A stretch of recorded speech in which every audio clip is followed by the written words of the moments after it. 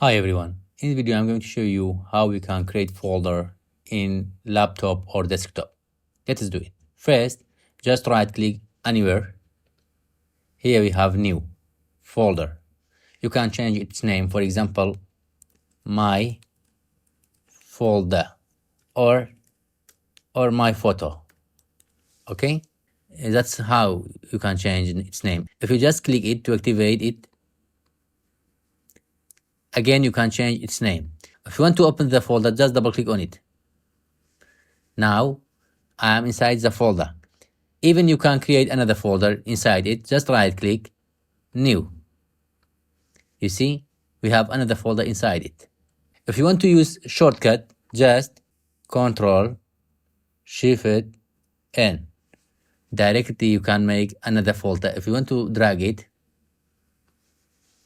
you can take it to any location.